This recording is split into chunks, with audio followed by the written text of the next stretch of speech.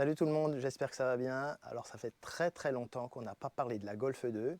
Évidemment, c'est pas parce qu'on n'en parle pas qu'il se passe rien à son sujet. Alors pour la petite histoire et pour ceux qui n'ont pas suivi, c'est une Golf 2 de 1991 que j'ai récupérée en mars 2023. Ma grand-mère est décédée, on vidait la maison de la mamie en vue de la mettre en vente. Et dans ce sous-sol, il y avait une Golf de 1991 qui était là depuis plus de 10 ans et qui n'avait pas tourné depuis 10 ans. Évidemment, s'est posé la question de savoir ce qu'allait devenir cette Golf. Alors il s'agit de la Golf que mon oncle a achetée neuve en 1991, en juillet 1991. Donc je l'interroge et là il me répond que la Golf va partir à la casse. Alors vous comprenez bien très vite que je me suis opposé à ce choix-là et que rapidement je lui ai fait comprendre que j'allais pouvoir la racheter bien plus cher que ce que le ferrailleur allait lui proposer. Et donc j'ai fait l'acquisition de cette Golf pour 500 €. L'objectif évidemment, c'est pas de faire de l'argent dessus. Je suis fan de la marque depuis toujours. Les Golf, c'est des modèles que j'adore. Ma mère en a eu deux. Dans la famille, on n'a eu que des Volkswagen. Donc une Youngtimer pour la chaîne, et bien évidemment, c'était une opportunité à ne pas rater. L'objectif, c'est de la remettre en état, de la restaurer, je ne veux pas dire à neuf, mais en tout cas dans un état qui est proche du neuf, ou en tout cas dans un état qui est tout à fait correct, de façon à la garder le plus longtemps possible et de façon à prendre du plaisir en roulant occasionnellement sur des petits parcours, etc. Alors je rappelle aussi que cette Golf, elle est en Franche-Comté, dans ma région natale, que moi j'habite en Guadeloupe, que je ne suis que quelques semaines par an en Franche-Comté. Donc, et bien évidemment, la restauration de la Golf avance à la fréquence de mes déplacements en métropole, qui sont de quelques semaines par an. Et puis en plus, quand je suis là-bas sur place, eh bien, j'ai forcément d'autres choses à faire que de m'occuper de la Golf, donc ça avance très lentement. C'est pour ça que les vidéos sortent de manière très espacée. Au niveau carrosserie, elle est vraiment pas belle du tout. C'est une voiture qui a plus de 30 ans, elle est complètement dans son jus, elle n'a jamais été repeinte à l'exception de la face arrière qui a été accidentée, ça a été mal réparé, la peinture du haillon ne tient pas et pèle. Il y a des soudures qui ont mal été protégées et qui rouillent au niveau du coin arrière gauche et arrière droit. Il y a des rayures un petit peu partout, les portières sont enfoncées à plusieurs endroits. Elle nécessite une grosse restauration de toute la caisse. À l'intérieur, elle est plutôt propre, on va dire que les tissus ne sont pas déchirés en tout cas. Elle mérite un gros shampouinage, à l'exception du siège conducteur qui évidemment est complètement avachi. Les mousses, on a l'impression d'être assis directement sur la ferraille tellement on s'enfonce. Et puis comme sur toutes les voitures, au niveau des entrées-sorties, le siège conducteur, que ça soit sur le dossier ou l'assise, la mousse est complètement enfoncée et ça se voit encore d'autant plus sur le dossier. Au niveau du tableau de bord, les plastiques sont plutôt en bon état, ils ne sont pas craquelés, encore moins cassés. On retrouve installé un vieil autoradio Pioneer qui date de cette époque-là, c'était le must à cette époque-là. Au niveau mécanique, alors c'est un moteur qui est très robuste, je me suis contenté de faire la vidange, donc remplacement de tous les fluides, remplacement des bougies. Elle a démarré après quelques tentatives, mais elle tourne à peu près bien. C'est pas nickel, mais elle tourne à peu près bien. Là, l'objectif à ce moment-là, c'est de la passer au contrôle technique. Le but du jeu, c'est d'avoir un contrôle technique. Alors, on ne va pas essayer de régler tous les défauts, mais il faut que j'ai un contrôle technique valide, tout simplement pour pouvoir faire la carte grise. Mes craintes pour le contrôle technique, elles se situent à deux niveaux. Premièrement, les freins qui sont vraiment pas efficaces. Alors, encore une fois, la voiture, elle n'a pas roulé depuis 10 ans, ça peut être une des explications. Et puis deux, j'ai un énorme bruit de roulement. Je te laisse écouter, tu vas t'en rendre compte toi-même. Bon, nous voilà au volant d'une Golf des années 90 et je pense que tu l'entends dans la vidéo. J'ai un bruit de roulement de malade mental là. Et ce qui me tracasse un peu, c'est que j'entends pas, quand je mets la voiture en appui à gauche ou à droite, j'entends pas de différence. Ce qui normalement devrait indiquer le côté du roulement qui est incriminé.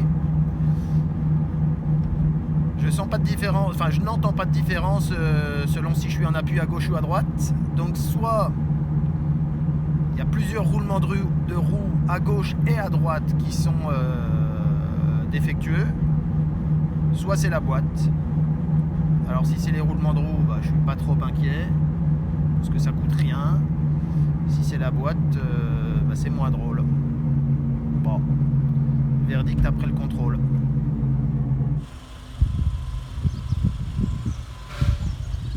Bon alors ça y est, je suis sorti du contrôle. Alors pas de miracle, hein, évidemment.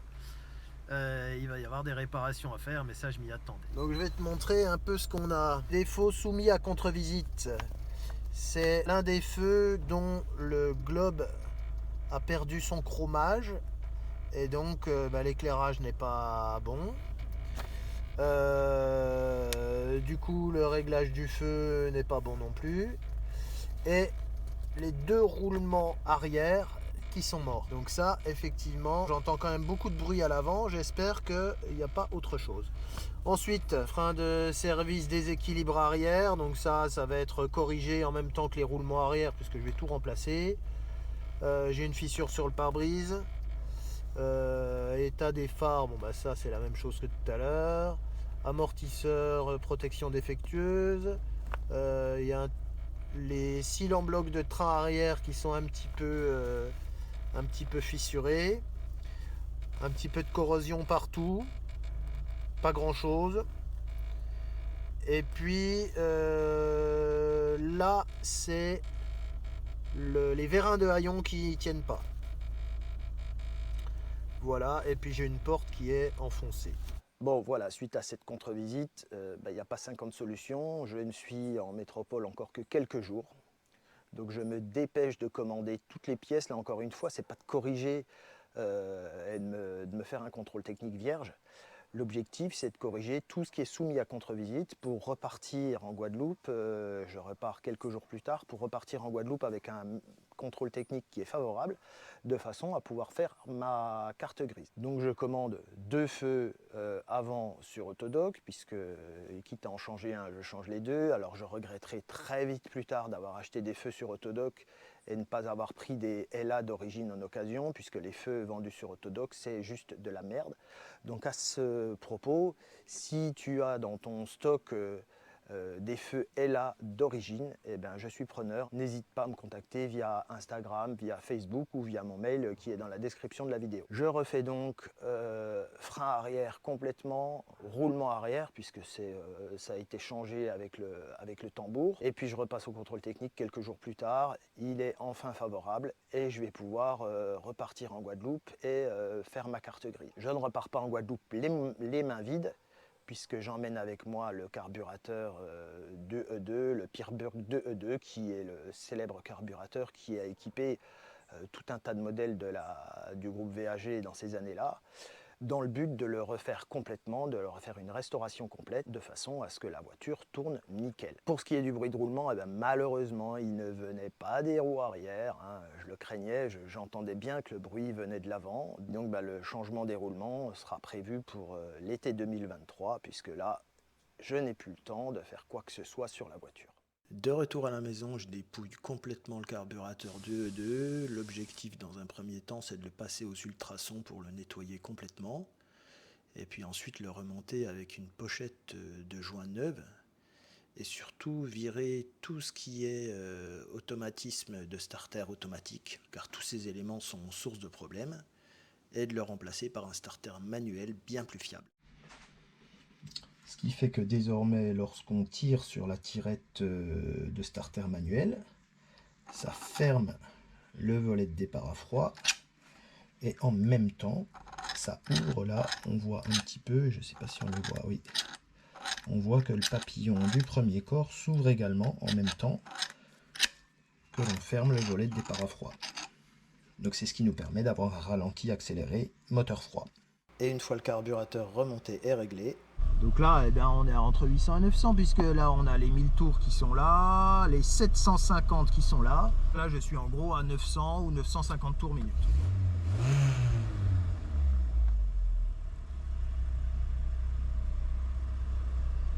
Voilà, et mon ralenti se stabilise bien à chaque fois aux alentours de 850-900 tours minute. Bon, et puis en plus d'une carburation remise à neuf aux petits oignons, il faut un bon allumage. Donc j'avais déjà changé la bougie, hein. Tu l'as vu dans la vidéo de présentation de l'auto. Et là, je viens de changer tête d'allumeur et doigt d'allumeur, histoire que tout fonctionne à merveille. Parce que donc là, on a l'allumeur, enfin la tête d'allumeur d'origine, hein, qui a 30 ans et 180 000 km. On voit que les contacts sont bien attaqués. On voit qu'il manque de la matière. Et puis le doigt d'allumeur également. On voit qu'ici, là, il a bien vécu, il a fait son temps. Alors au niveau mécanique, même s'il reste encore beaucoup de choses à faire, à ce stade, je m'arrête là. Pourquoi? Parce que nous sommes mi-juillet 2023, que je suis là en France jusqu'à fin août 2023. Et donc je voudrais bien m'attaquer à la restauration de la carrosserie. Bien évidemment, je ne vais pas pouvoir le faire moi-même. Tu le sais, j'ai l'habitude de faire ma carrosserie moi-même. Tu l'as vu sur la restauration de la Maroc, la peinture complète. J'ai tout fait moi-même. Là, en France, je n'ai qu'un petit box dans le noir complet, sans électricité, où on peut à peine tourner autour de la voiture. Donc, envisager et faire la carrosserie soi-même dans ces conditions-là, c'est tout bonnement impossible. Donc, contrairement à mes habitudes, j'ai confié la voiture à un carrossier. Alors, on s'est arrangé pour que je lui démonte le maximum de choses, de façon à réduire un petit peu le coût de la main-d'œuvre. Donc j'ai démonté le plus de choses que je pouvais démonter et je lui ai confié.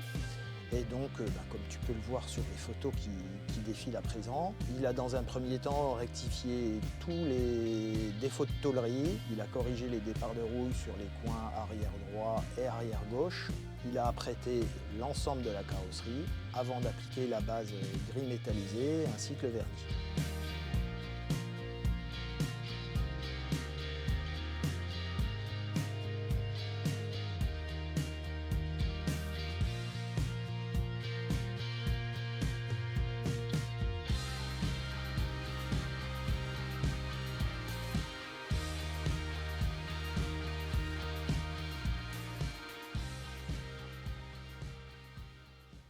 Alors malheureusement, il y avait un truc qui jurait sur cette voiture.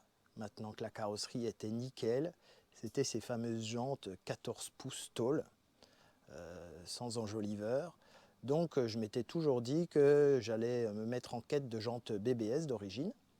Quand je dis d'origine, c'est celles qui sont montées d'origine par Volkswagen dans les années 90.